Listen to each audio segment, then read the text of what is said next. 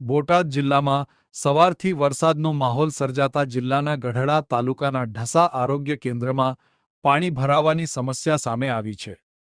ઢસા જંકશનમાં આવેલા બપોર બાદના 1.5 ઇંચ જેટલા વરસાદને પગલે આરોગ્ય કેન્દ્રના ગ્રાઉન્ડમાં ગોઠણ સુધીનું પાણી ભરાઈ ગયું હતું, જે પગલે દર્દીઓને આવવા જવામાં ભારે મુશ્કેલીઓનો સામનો કરવો પડ્યો હતો. ત્યારે સ્થાનિક ગ્રામ પંચાયતના સભ્યએ આરોગ્ય કેન્દ્રને અન્ય સ્થળે ફેરવવાની માંગ પણ કરી છે.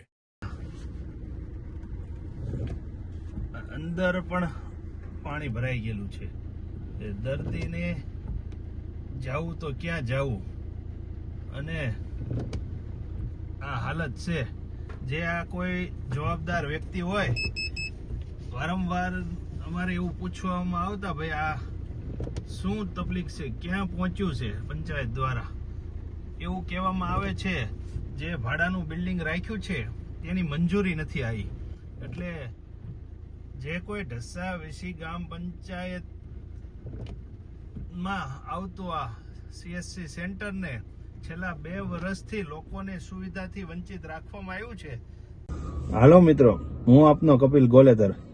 આજ રોજ ઢસા જંકશનમાં વરસાદનું આગમન થયું અને ખૂબ આનંદની લાગણી સૌ અનુભવે છે.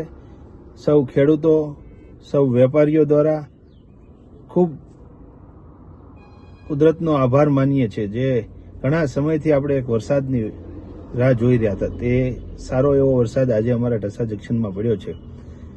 પણ જે અમારું CSC સેન્ટર છે, સામૂહિક આરોગ્ય કેન્દ્ર, એ છેલ્લા 2 વર્ષથી અમારે એનું કામ સરકારશ્રી દ્વારા અપાઈ ગયું છે. આનંદ ઇન્ફાત એવી કઈ કંપની છે રાજકોટની, એવું સાંભળવા મળ્યું છે. પણ જે હોસ્પિટલ છે એ ફેરવવાની છે, અન્ય જગ્યામાં ખસેડવાની છે, જેથી આનું કામ ચાલુ થાય. પણ કંઈ ખ્યાલ નથી. છેલ્લા 1-1.25 વર્ષથી વાત ચાલી રહી છે. ભાડે રખાઈ ગયું છે, ભાડું ફાઇનલ થાય એટલે ફેરવવાનું છે. જેથી આજે જે વરસાદ પડ્યો ત્યાં ખૂબ જ દર્દીઓને મુશ્કેલી થઈ છે. આવવા જવામાં ખૂબ તકલીફ થઈ છે. ડોક્ટરનો સ્ટાફ હોય, નર્સનો સ્ટાફ હોય, તે લોકોને પણ ખૂબ તકલીફ થઈ છે.